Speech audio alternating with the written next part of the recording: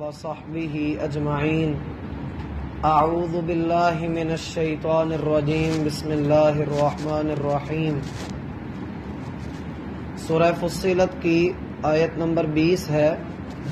اللہ تعالی کا فرمان ہے حتی، یہاں تک کہ اذا ما، جیسے ہی جاؤہا، وہ اس کے پاس آ جائیں گے، شاہد علیہم، تو ان کے خلاف گواہی دیں گے، سمعہم، ان کے کان، وابصارہم، اور ان کی آنکھیں، وجلودہم، اور ان کی جلدیں، بما کانوا یعملون، ساتھ ان کے جو وہ عمل کرتے تھے۔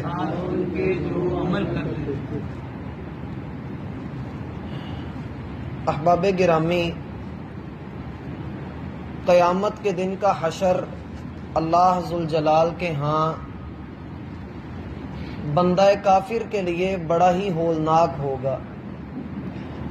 اللہ تعالی ایمان والوں کو اور اپنے مقرب بندوں کو اس دن کے دھماکے سے، اس کی ہیبت سے امن بخشیں گے۔ دعا ہے کہ اللہ ہمارا شمار ان میں کرے۔ اللہ تعالیٰ کفار کی اور سرکش لوگوں کی حالت کا ذکر فرما رہے ہیں کہ جیسے ہی وہ جہنم کے پاس لائے جائیں گے، چونکہ ان کو ہانکا جا رہا تھا تو اب ان کو ایک وقت کے لیے، ایک حساب لینے کے لیے جہنم کے سامنے کھڑا کیا جا رہا ہے۔ اللہ تعالیٰ کا فرمان ہے وَإِن مِّنكُمْ إِلَّا وَارِدُهَا، تم میں سے جو کوئی بھی ہے اس کو جہنم سے گزر کر جانا ہی جنت کے اندر ہے۔ جو کوئی بھی ہے اس کو جہنم کے اوپر سے گزرنا پڑے گا۔ اب اگر کسی کا ایمان کامل ہے اور وہ اپنے ایمان کے اوپر استقامت کے ساتھ قائم ہے، تو حدیث میں آتا ہے کہ یہ بجلی کے کوندے کی طرح، المؤمن علیہا کالطرف، مومن بجلی کے کوندے کی طرح اس کے اوپر سے گزر جائے گا۔ وکالریح، اور کئی ایمان والے ایسے ہوں گے جو ہوا کسی تیزی سے وہاں سے گزریں گے، کئی ایسے ہوں گے جو گھوڑے کی رفتار سے وہاں سے گزریں گے، اور کئی ایسے ہوں گے جو دوڑنے والے کی رفتار سے گزریں گے، کئی ایسے ہوں گے جو پیدل چل کر اس کو کراس کریں گے، کئی ایسے ہوں گے جو گھسٹ گھسٹ کر اس کو کراس کریں گے۔ بہرحال وہ کر لیں گے، اور وہ جنہوں نے گناہ کیے ہوں گے، جن کے گناہ ان کی نیکیوں کے اوپر غالب آ جائیں گے، جہنم سے کچھ شکنجے نکلیں گے جو ان کو پل صراط کے اوپر سے جکڑ لیں گے اور اوندا منہ کر کے جہنم میں لے جائیں گے۔ یہ صحیح بخاری کی ایک بہت لمبی حدیث ہے جس کا خلاصہ میں نے آپ کے سامنے رکھا ہے۔ فرمایا وَإِن مِّنكُمْ إِلَّا وَارِدُهَا، تم میں سے جو کوئی بھی ہے اسے قیامت والے دن جہنم پر پیش ہونا پڑے گا۔ اب یہ ایمان کی سلامتی ہے۔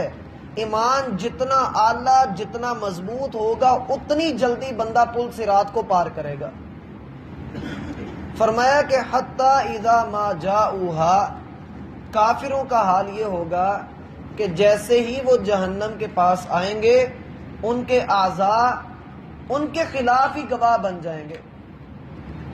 ایک روایت آتی ہے اور سند کے اعتبار سے صحیح روایت ہے، رسول اللہ صلی اللہ علیہ وآلہ وسلم نے فرمایا کہ قیامت والے دن بندے کو جب اللہ رب العالمین یہ کہیں گے کہ تو نے یہ گناہ کیا، تو نے یہ بھی عمل کیا، یہ دیکھ تیرے نامہ اعمال کے اندر تیرے یہ گناہ لکھے ہوئے ہیں، تو انسان مکر جائے گا، انکار کرے گا کہ اللہ یہ گناہ میں نے کیے ہی نہیں، اور کہے گا کہ اللہ میں تو اپنے خلاف اس کی گواہی مانوں گا جس نے مجھے دیکھا ہو، فرشتے کو میں نے نہیں دیکھا، اس نے کب لکھ لیا، کیسے لکھ لیا، میں اس لکھے ہوئے کو نہیں مانتا، میں انکار کرتا ہوں۔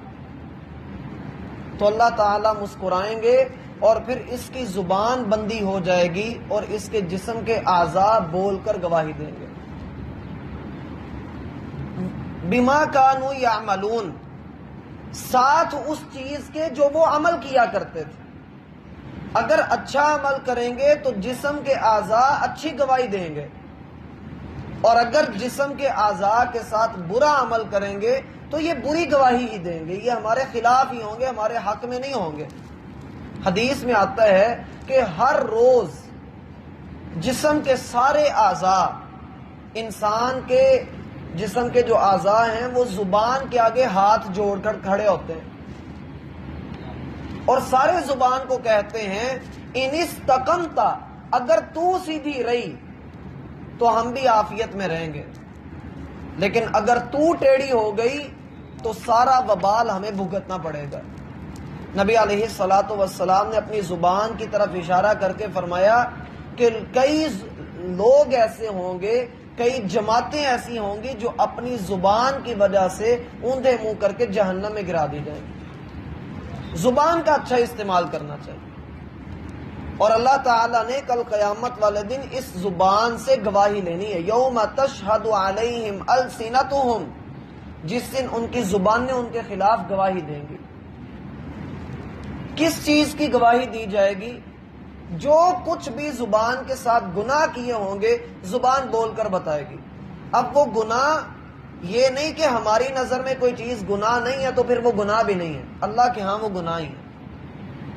اگر کوئی چیز ہماری نظر میں اچھی ہے لیکن اللہ کے ہاں وہ گناہ ہے تو پھر بھی اس نے گناہ ہی رہنا ہے۔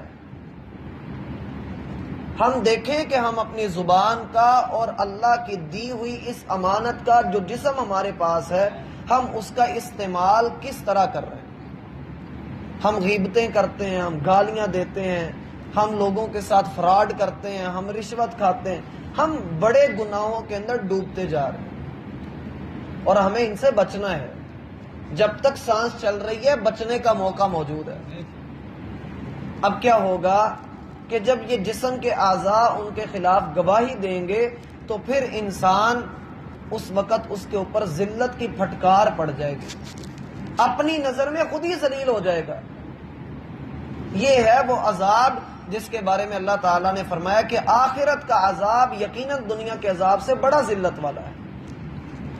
اگلی آیت میں پڑھیے اللہ رب العالمین کیا فرماتے ہیں، وَقَالُوا، اور وہ کہیں گے، لِجُلُودِهِمْ، اپنی جلدوں سے، لِمَا شَهِدتُم، تم نے کیوں گواہی دی، عَلَيْنَا، ہمارے خلاف، قَالُوا، تو وہ کہیں گی، أَنطَقَنَا، ہمیں بلوایا، اللہ الذی، اس اللہ نے جس نے، انطق کل شیء،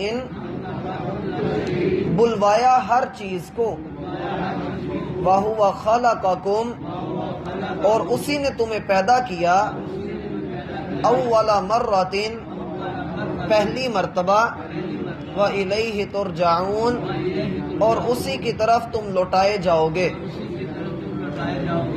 انسان اپنے جسم کے خلاف بولے گا، پھر اپنے جسم کے بھی خلاف ہو جائے گا، اور کیا کہے گا، لِمَا شَهِدتُّمْ عَلَيْنَا، تم نے ہمارے خلاف گواہی کیوں دی۔ حدیث میں آتا ہے جب ایسا کام ہوگا تو انسان جسم سے مخاطب ہو کر کہے گا کہ میں تو تمہیں بچانے کے لیے ایسا کر رہا تھا، میں تو تمہیں عافیت میں رکھنے کے لیے ایسا کر رہا تھا۔ دنیا میں بھی انسان نرم گرم بستر تلاش کرتا ہے، سکون کی تلاش میں مارا مارا پھرتا ہے، دن رات ایک کرتا ہے، خون پسینہ ایک کرتا ہے، لیکن کیا فائدہ میرا بھائی ایسی محنت کا کہ جو سب کچھ لٹا کر بھی انسان کو اللہ کے ہاں کامیاب نہ کروا سکے، انسان کے خلاف بھی اس کا جسم ہو جائے۔ ہمیں اپنے لیے وفادار ڈھونڈنے چاہیے، اپنے وفادار زیادہ کرنے چاہیے۔ اگر ہم اللہ کے وفادار نہیں بنیں گے تو میرا بھائی یہ جسم جس کے اوپر ہم سمجھتے ہیں کہ ہمارا حکم چلتا ہے، یہ بھی ہمارا وفادار نہیں رہے گا، یہ بھی ہمارے خلاف ہو جائے گا۔ کیوں؟ انطقنا اللہ الذی انطق کل شیء، ہمیں تو اس ذات نے بولنے کا حکم دیا جو جسے چاہے بلوا دے۔ اللہ رب العالمین کے بارے میں تو بندے کا یہ گمان ہے کہ یہ ہاتھ بھلا کیسے بولے گا، یہ پاؤں بھلا کیسے بول سکتا ہے، بھلا کان کیسے بول سکتے ہیں، میری سمجھ میں تو نہیں آتا۔ بھائی تیری سمجھ میں نہیں آتا تو نہ آئے، لیکن اللہ کی قدرت، اس کی حکمت، اس کا غلبہ اتنا ہے، وہ جس چیز کو چاہے زبان عطا کرتے۔ وَهُوَ خَلَقَكُمْ أَوَّلَ مَرَّةٍ، وہ تمہارا خالق ہے، اس نے تمہیں پہلے بھی پیدا اسی نے کیا تھا جب تم انکار کر رہے تھے، آج بھی اسی نے قبر سے نکال کر تمہیں کھڑا کر دیا ہے۔ یہی بات تھی جس کا تم اپنی زندگی میں انکار کرتے تھے کہ اللہ ہمارا خالق نہیں ہے۔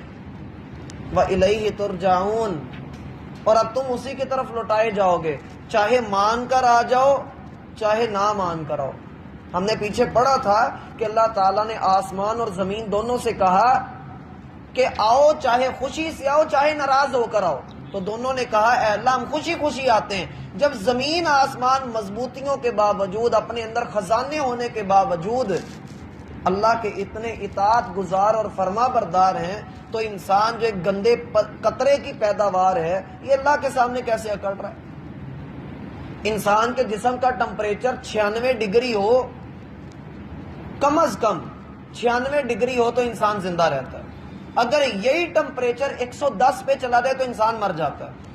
بعض ڈاکٹر کہتے ہیں اگر بخار 102، 103، 104 سے اوپر ہو جائے بندے کی موت واقع ہو جائے، یعنی 96 سے لے کر 110 تک کا مارجن صرف 14 پوائنٹ ہے، اور 14 پوائنٹوں والا یہ انسان اکڑتا دیکھیں اللہ کے سامنے کتنا۔ اگر اللہ تعالیٰ اس کو تھوڑا سا بخار اس کا زیادہ کر دے، اس کا باڈی ٹمپریچر، اس کا بخار زیادہ ہو جائے تو یہ کیا کرے گا؟ ہم میں سے کسی کو اپنی بھوک کے اوپر، ہمیں بھوک لگ جائے نا، کھانا کھائے بغیر ہم اس بھوک کو مٹا نہیں سکتے، جو مرضی کر لیں، طاقت کا کوئی انجیکشن بندہ لگوا لے، کوئی کیلشیم لے لے، اس کی بھوک ختم ہوگی، لیکن ان چیزوں سے وہ یہ نہیں کہہ سکتا کہ مجھے ان کی ضرورت نہیں ہے، یا میں بھوکا نہیں ہوتا جی، مجھے نیند نہیں آتی جی۔ اس کا تو اپنے جسم کے اوپر اتنا بھی غلبہ نہیں ہے، اتنا بھی اختیار نہیں ہے کہ اس کا کوئی بال سفید ہو جائے تو یہ اس کو وہی قدرتی رنگ دے سکے جو رب نے اس کو دیا تھا۔ فرمایا کہ اب تم نے پلٹنا اپنے رب کی طرف ہی ہے۔ میرا بھائی گزر دونوں کی جاتی ہے، کوئی مان کر گزار لے، کوئی نہ مان کر گزارے، گزر دونوں کی جاتی ہے، لیکن کل قیامت والے دن وہ خوش ہو جائے گا جس نے اللہ کی مان کر گزاری ہوگی۔ اگلی آیت کو پڑھ لی، آپ نے چھٹیوں پہ بھی جانا ہے، آگے 2 چھٹیاں آ رہی ہیں، اگلی آیت بھی پڑھ لیں۔ وَمَا كُنْتُمْ، اور نہیں تھے تم، تستترون، پردہ کرتے، ان یشہد، اس خوف سے کہ گواہی دیں گے، علیکم، تمہارے خلاف، سمعکم، تمہارے کان، ولا ابصارکم، اور نہ تمہاری آنکھیں، ولا جلودکم، اور نہ تمہاری جلدیں، ولیکن ظننتم، اور لیکن یہ کہ تم نے گمان کیا، ان اللہ، کہ بے شک اللہ، لا یعلم کثیرا،